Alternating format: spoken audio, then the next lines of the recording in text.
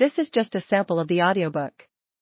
To get the complete audiobook, access the link posted in the first comment. In his own time, writers would seek to explain the enigma, how a one-in-a-million champion could be overlooked for so long by the general public.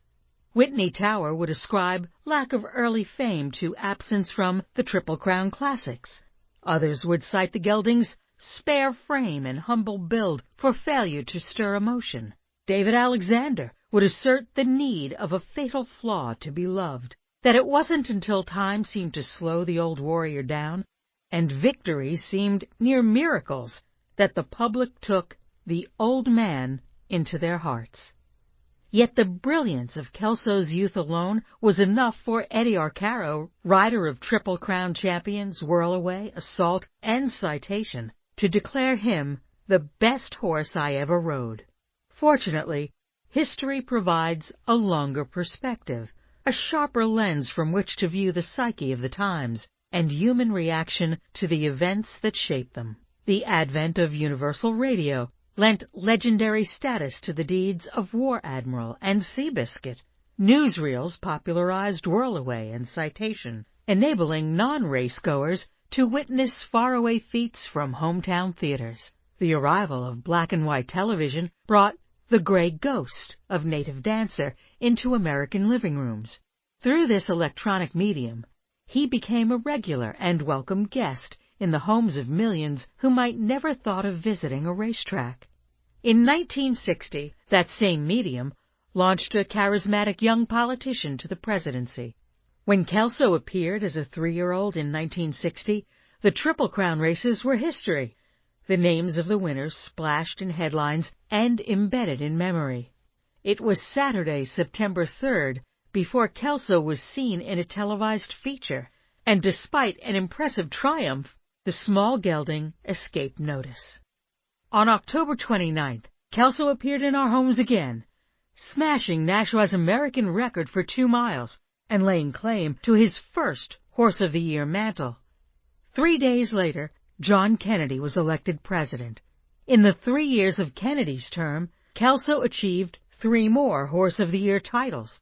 On November 22, 1963, 2 weeks after Kelso laid claim to his 4th consecutive crown, John Kennedy was slain by an assassin's bullet.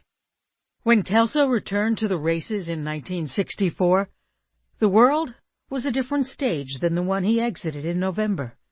And seemingly for the first time, the public was ready to embrace the champion Kelso had always been. The 7-year-old gelding didn't win that year until June 25th, in an unimportant race against a mediocre field. But when the old man regained his form months later, he brought us to our feet and tears in the final hours, surpassing even the finest achievements of his youth.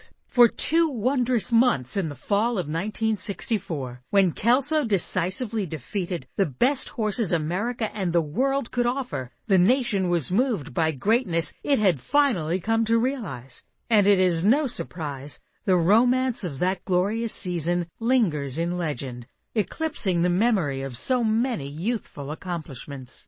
In 1966, at the age of 9, Kelso was retired. That same year, I entered college. The winds of change swept through the nation, and my generation was caught in the fury. Like others, I marched, protested, moved back to the land. I married, raised a child, pursued a career, divorced, saw my child wed, and grandchild born.